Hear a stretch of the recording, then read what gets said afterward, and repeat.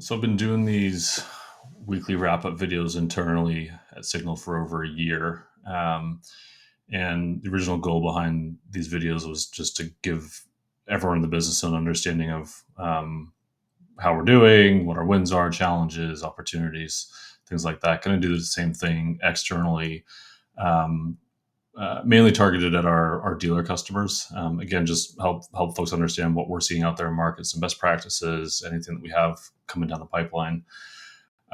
So today I'll touch on a couple data points and some best practices. We work with a lot of dealers that are new or newer to exporting and participating in the U.S. market, and so it's good to be as well informed as possible. We sit on a mountain of data at Signal on the wholesale pricing side, retail on both sides of the border, and so we're going to try and do a better job of surfacing some of that information um, in the coming weeks and months. So, want to talk wholesale trends for a second. What you typically see across the industry is, uh, there's some consistencies across the market, right? Last quarter of the year going into the holidays tends to be slower. Q1 going into tax season tends to be strong with the spring market.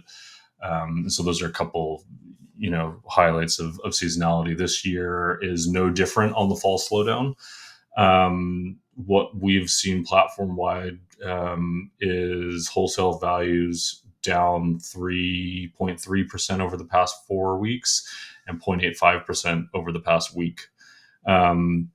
So pretty consistent with prior years, and is important for dealers right now, because if you're appraising a vehicle right now and debating whether or not you want to export it, you want to take into consideration the current market environment and be as accurate as possible.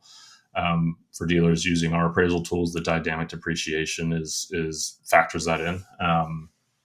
So you're already ahead of the game.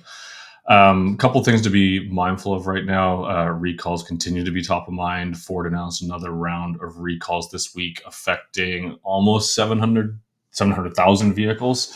And so they're continuing a record-breaking performance of most recalls by a manufacturer in a year. Not a claim to fame you want, and there's 2 months left, so we'll see if there's any more major recalls that get announced. Again, we track all that and do automated recall checking on both sides of the border for our dealers. That's the first wrapped. We'll try it again next week. Thanks, guys.